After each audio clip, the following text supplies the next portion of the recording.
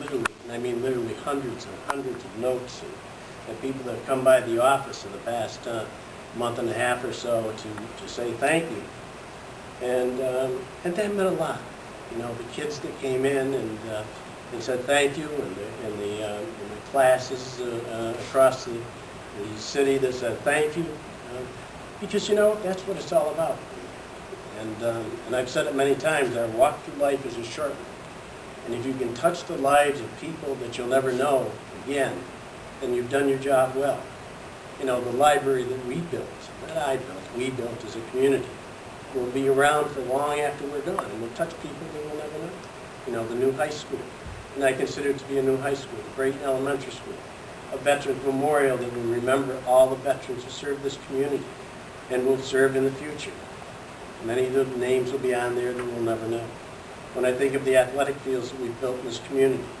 But as Al pointed out, I think the most important accomplishment that I will point back to is that when I began this journey some 26 years ago, I talked about it in my inaugural speech that we had to rekindle this city's lost sense of pride because we had lost it.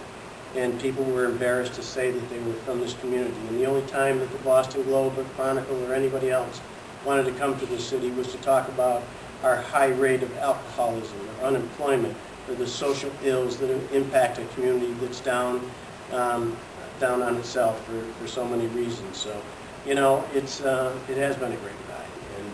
And you know, I'm sad to leave, but I'm also knowing that that I am leaving this community better than what I found it, and I'll be part of this community hopefully for many years to come, and it's a community that I have a deep love for, and while I have a great person in my life today, she means the world to me.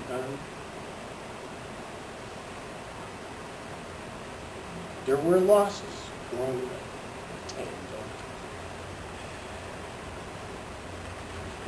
But this community was there, and they rallied around in so many ways when I faced those losses, and that's what makes North Adams so special. And you know, it was some 21 years ago in December that we lost Wendy Lincoln, and this community rallied around in that terrible crash over Lockerbie. There's so many other tragedies that we faced along the way. The community always came together. And who would have thought that 26 years ago, when we had an unemployment rate of close to 18%, that today that we have an unemployment rate which is much too high, but it's less than what it is at the national level.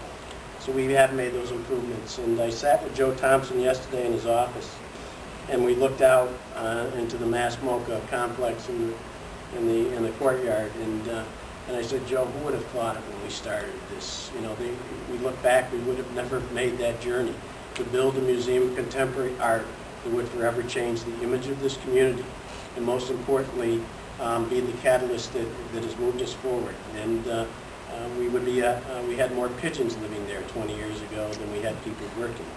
And so, you know, it is a remarkable journey, and I thank the people of this community from the bottom of my heart for giving me the opportunity. I don't think anybody else will ever serve for 26 years. No one's that stupid. But I'll tell you one thing.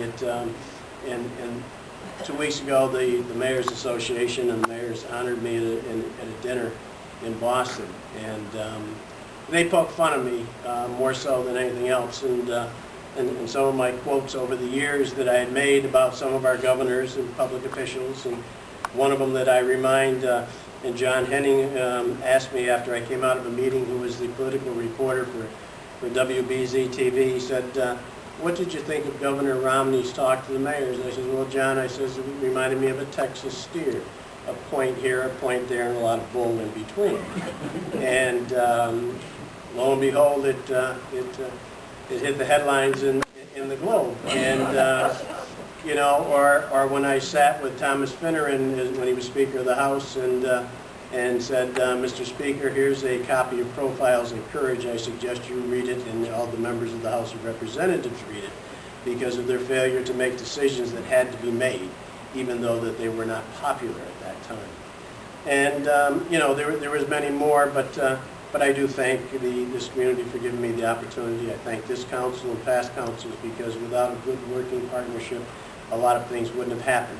And I would urge the new council coming up, this community, any community, doesn't want adversity. They want cooperation in government so that things can get done. And I hope that that's what will be ahead. It's very difficult times that are ahead, very difficult times.